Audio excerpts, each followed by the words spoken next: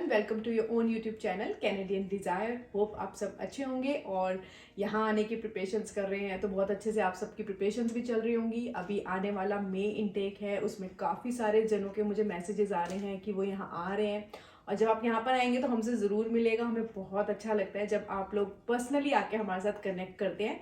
उसके अलावा जो आज की वीडियो है वो बहुत इन्फॉर्मेटिव होने वाली है और ये जो है बहुत रिक्वेस्टेड वीडियो है, क्योंकि ये वीडियो का जो टॉपिक है वो है स्टडी परमिट एक्सटेंशन। बेसिकली हो क्या रहा है, इंडिया में जितने भी लोगों के स्टडी परमिट्स आ रहे हैं या फिर आप कई सारे लोग बांग्लादेश या पाकिस्तान से भी हमारे साथ जुड़े हुए हैं, उनके जो भी स्टडी परमिट आ रहे हैं वो कम टाइम के आ रहे हैं।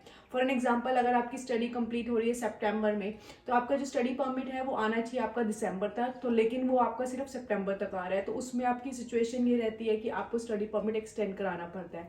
सो द मेन क्वेश्चन ये होता है कि स्टडी परमिट एक्सटेंड कब कराएं, इंडिया से आने से पहले कराएं या फिर यहाँ पर आके कराएं।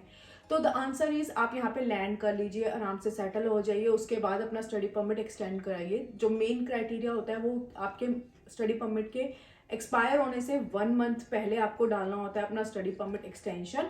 लेकिन इट्स अप टू यू, आप यहाँ पे लैंड करने के बाद विद इन 1 मंथ भी डाल सकते हैं उसको। माई वीजा वॉज एक्सपायरिंग इन दिसंबर, मैंने लगाया था अक्टूबर में और नवंबर में मेरे पास मेरा वीजा था। एक और जो बेसिक क्वेश्चन इसकी तरफ से आता है वो ये है कि क्या हम बॉर्डर पे जाके एक्सटेंड कर सकते हैं। तो मैंने अपनी कुछ पीछे की वीडियोस में भी ये बताया है कि स्टडी परमिट एक्सटेंशंस बॉर्डर पे नहीं होते। ये गलती मैंने भी करी थी, मुझे किसी ने रेफर किया और किसी ने बोला कि स्टडी परमिट एक्सटेंशंस बॉर्डर पे हो जाते हैं। जब मैं वहां गई तो दे सेड कि स्टडी परमिट एक्सटेंशंस नहीं होते, जो एक्सटेंशंस बॉर्डर पे होते हैं वो स्टेटस चेंज के होते हैं। फॉर एग्जाम्पल, आपकी स्टडी कंप्लीट हो गई, आपको पीजीडब्ल्यूपी पे ट्रांसफर करना है तो आप बॉर्डर पे जाके एक्सटेंड करा सकते हो, या फिर आपको फॉर एग्जांपल आपके स्पाउस हैं वो विजिटर वीजा पे आए हैं या फिर उनको स्टेटस चेंज कराना है, अपना पीजीडब्ल्यूपी पे कराना है तो वो करा सकते हैं। लेकिन study permit to study permit extend नहीं होता, work permit to work permit extend border पे नहीं होता। इसके लिए आपको अगर कोई यहाँ पे आके मिसगाइड करता है तो डोंट गो टू बॉर्डर, आप अपना मनी और टाइम दोनों को वेस्ट करोगे। तो अब वीडियो में आगे बढ़ते हैं और आपको मैं स्क्रीन पे चलते चलते दिखाऊंगी कि किस तरीके से आपको अपना स्टडी परमिट एक्सटेंड कराना है।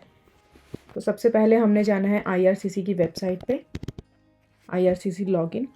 आप गूगल सर्च पे भी लिखेंगे तो आपको मिल जाएगा। इस पर आप साइन इन करेंगे सिक्योर एक्सेस कोड अकाउंट पे। उसके बाद आप साइन इन करेंगे विद GC की। यहाँ पर आ रहा है साइन इन, और या फिर अगर आपका कोई अकाउंट नहीं है तो साइन अप। तो यहाँ पर आप नया अकाउंट बनाएंगे साइन अप मोड पे जाके, आई एक्सेप्ट, एंड देन आपको अपना यूज़र नेम क्रिएट करना होगा। फॉर एन एग्जांपल मैं अपना यूज़र नेम क्रिएट कर देती हूँ भावना, एंड देन हमको स्पेशल करेक्टर्स यूज़ करने होते हैं तो मैं स्टार यूज़ कर लेती हूँ। नंबर डाल देते हैं 1 2 3 4 एंड देन कंटिन्यू। उनकी कुछ रिक्वायरमेंट होती है, हमें अपर केस का लेटर भी यूज़ करना है और लोअर केस का भी यूज़ करना है। तो आप अपने हिसाब से कुछ भी पासवर्ड जो आपको कंफर्टेबल हो और याद रहे ऐसा कुछ पासवर्ड क्रिएट कर लीजिए।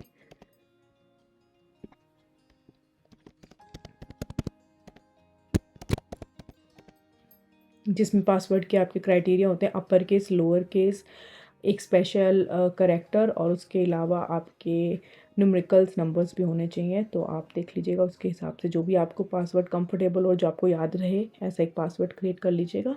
Then click on continue. Recovery questions होते हैं और सबसे बेस्ट पार्ट ये है कि रिकवरी क्वेश्चंस आप यहाँ से सिलेक्ट भी कर सकते हैं और उसके अलावा आप खुद भी ले सकते हैं। For an example, what was my favourite toy as a child, it's doll. My memorable person, and इसमें हिंट भी दे सकते हैं क्वेश्चन का, माय मेमोरेबल डेट। तो जो भी आपको डेट याद रहती है, फॉर एन एग्जाम्पल हम इस साल की,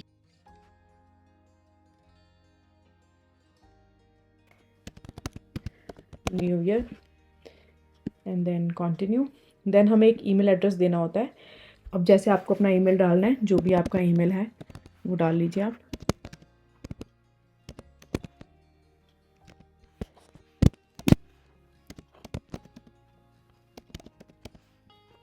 कंफर्म करना है और let's copy it and paste it.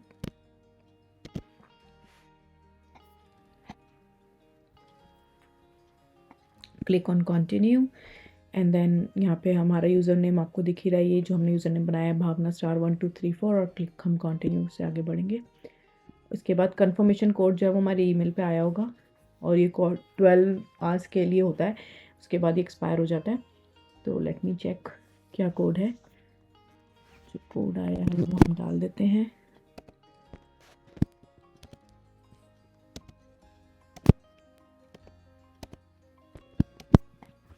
Click on continue and then again continue, again continue.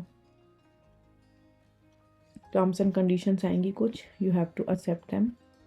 आपको ये देखना है कि आपने प्रोफाइल में क्या नाम रखना है। फॉर एग्जांपल आपको गिवन नेम बताना है अपना, आपको अपना लास्ट नेम बताना है, आपको आपका जो ईमेल एड्रेस था वो बताना है जो हमने डाला है अभी।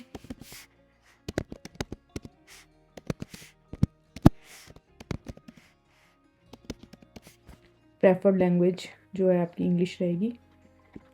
कंटिन्यू। इसके अलावा सिक्योरिटी क्वेश्चंस होते हैं, जितनी बार भी आप लॉगिन करोगे ये सिक्योरिटी क्वेश्चंस आएंगे, तो आप वो सिक्योरिटी क्वेश्चंस डालें जो आप याद रख सकते हैं। For an example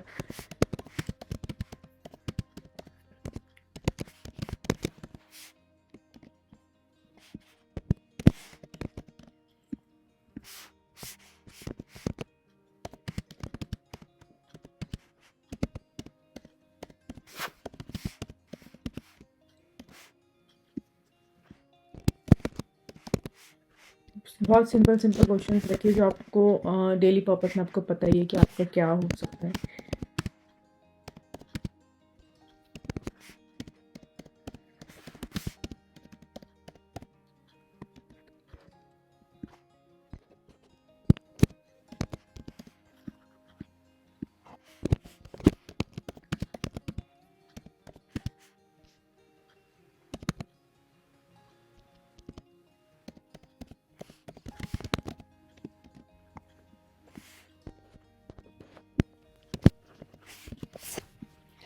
You can click on continue and now ये आपका अकाउंट क्रिएट हो गया है, प्रोफाइल बन गया है।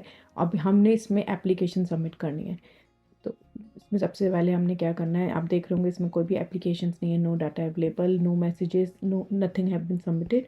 तो हमने यहाँ पे क्लिक करना है apply to come to Canada and then इसमें कुछ पर्सनल क्वेश्चंस होते हैं। ये पूछेगा आपके पास कोई रेफरेंस है, हमारे पास कोई रेफरेंस नहीं है।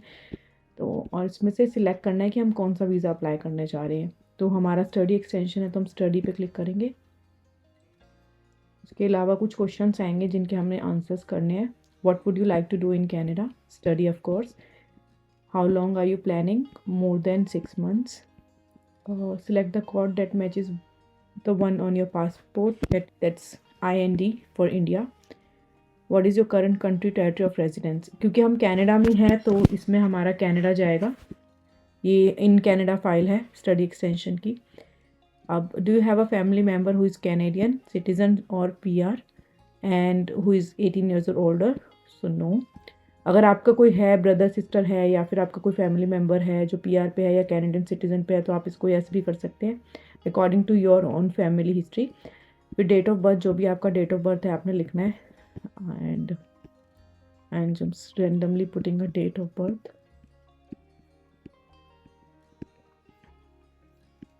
Click on next.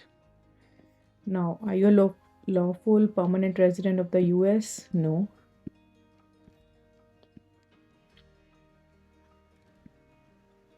Going to the next step now.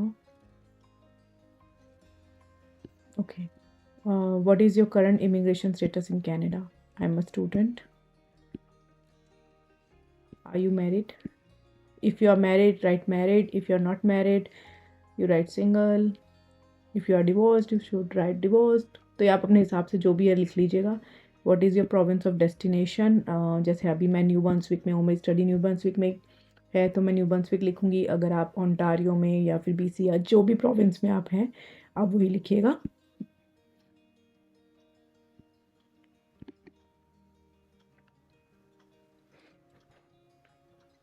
ये है आपका कि study permit. You may be eligible to extend your stay in Canada as a student और टेम्परेरी रेजिडेंट वीज़ा। तो हमने इसमें से ये वाला सिलेक्ट करना है, हमने एक्सटेंशन कराना है अपने स्टडी परमिट का। अब इसमें पूछ रहा है we are going to ask you few more questions based on your answers, we will provide you with a personal checklist of the documents you need to submit with your application. तो हमें ये बात के लिए परेशान भी नहीं होना कि कौन से हमें डॉक्यूमेंट्स चाहिए, ये अपने आप बताएगा और वही डॉक्यूमेंट्स यहाँ पे फाइल में अपलोड होंगे।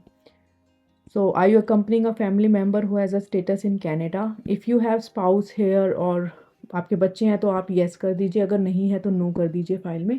और अगर आप येस करते हैं तो उनसे रिलेटेड एक दो, जैसे अगर आपके स्पाउस वर्क परमिट पे हैं तो उनका वर्क परमिट आपके साथ ही एक्सटेंड होके आएगा, उसके रिगार्डिंग ही लगेगी फ़ाइल। तो अब देखते हैं, do you also want to apply for a work permit? No, work permit is a different thing. Study के साथ कई कोऑप वर्क परमिट्स भी होते हैं, ये उनके लिए होता है जो इंटर्नशिप्स वगैरह करते हैं, लेकिन हम नॉर्मल स्टडी परमिट का ही बता रहे हैं आपको, तो नो ही, इसमें नो ही होगा। Then when does your status expires in Canada, ये जब एक्सपायर हो रहा है वो लिखना है आपने। लेट्स से हमारा 2023 मई में ये एक्सपायर हो रहा है, because the criteria is expire होने से 1 मंथ पहले आपको अप्लाई करना है। मैंने अपना 3 मंथ्स पहले एक्सपायर होने से पहले डाला था। Do you have a medical exam perform by IRCC authorised panel physician with in the last 12 months.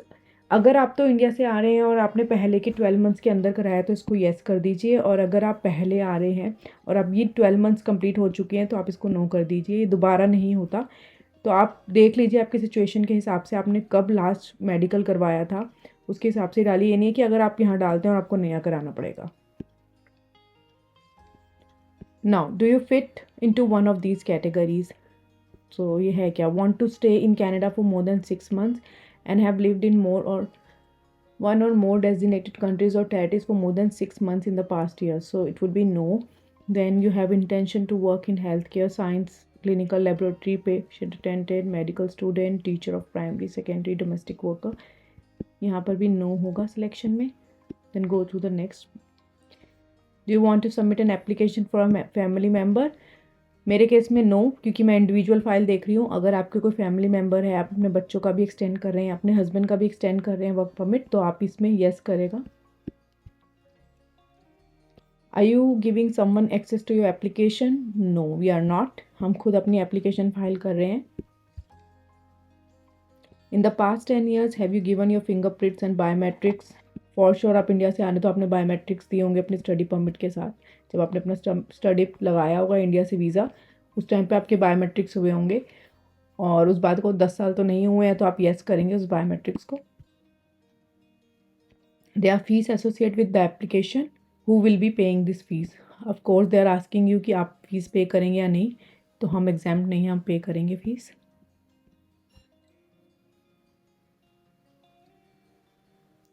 Now are you able to make a digital copy of your documents with a scanner और camera? क्योंकि हमें सारे documents online upload करने हैं, तो इसका answer भी हमारा येस होगा। Now do you have a visa or debit card, master card? Yes, जो ऑनलाइन पेमेंट होगी इन कार्ड्स में से किसी एक में से होगी, और नॉर्मली हर कार्ड वीज़ा डेबिट तो होता ही है, या फिर मास्टर कार्ड्स होंगे आपके पास, यहाँ पर आप क्रेडिट कार्ड यूज़ कर रहे हैं।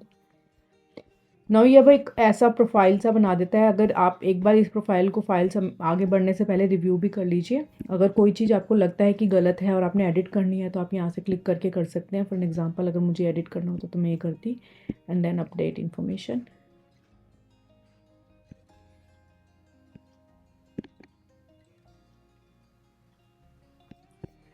एंड देन अगर ये सब कुछ ठीक है आपके हिसाब से, आपको लगता है ये सब ठीक है, तो आप कंटिन्यू पे क्लिक करिए। Now the first step is आपका हो गया है, आपने इनको बता दिया आपके क्या क्राइटेरिया, क्या स्टेप्स रहेंगे, इसमें लिखा हुआ आएगा। मेजर 4 स्टेप्स होते हैं आपकी फ़ाइल के।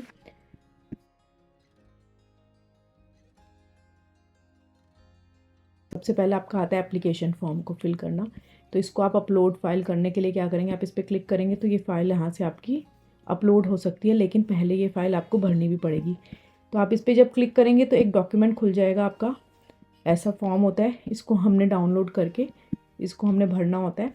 और जब भी आपने इंडिया में स्टडी परमिट लगाया था, स्टडी वीज़ा लगाया था, उससे रिलेटेड जो भी आपने इन्फॉर्मेशन भरी थी, ऑलमोस्ट सेम ही इन्फॉर्मेशन इस फॉर्म में जाती है। तो अगर आपने किसी एजेंट के थ्रू लगाया है या खुद भी लगाया है, तो ये आपको पता होना चाहिए कि आपने क्या क्या भरा था। इसमें आपकी ट्रैवल हिस्ट्री होती है, आपके प्रीवियस स्टडी एक्सपीरियंसेस होते हैं, आपने कहाँ जॉब करते थे, ये सब चीज़ें होती हैं। तो डोंट चेंज दोज इन्फॉर्मेशंस, वो आपके सेम इन्फॉर्मेशन होनी चाहिए जो आपकी पहले की फ़ाइल में थी। उसके अलावा आपका पासपोर्ट लगेगा।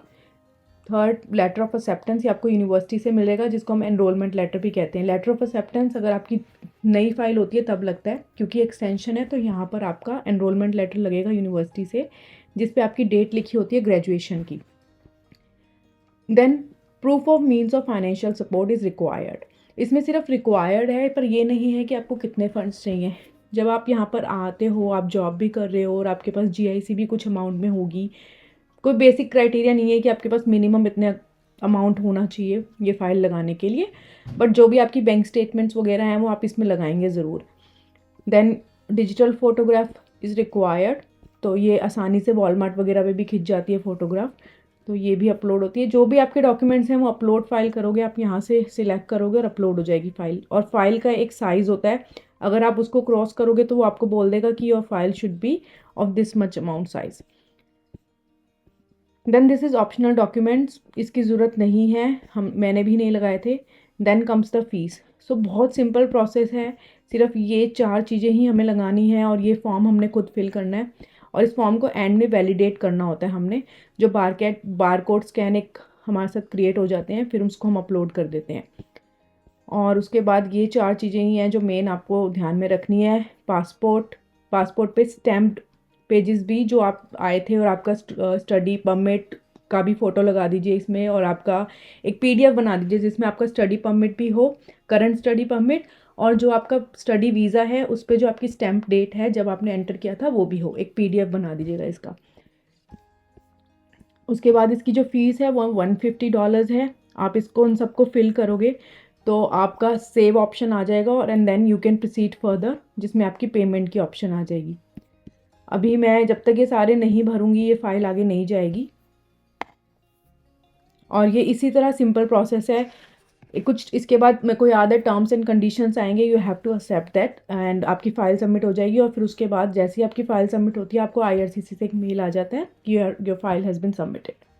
होप आपको ये प्रोसेस बहुत इजी लगा होगा। वैसे तो ये बहुत इजी है, लेकिन उसके अलावा भी आपके पास अगर इस प्रोसेस से लेके रिलेटेड कोई क्वेश्चन है तो आप मुझे कमेंट करके या फिर आप मेरे Instagram ID पे मुझे मैसेज करके पूछ सकते हैं।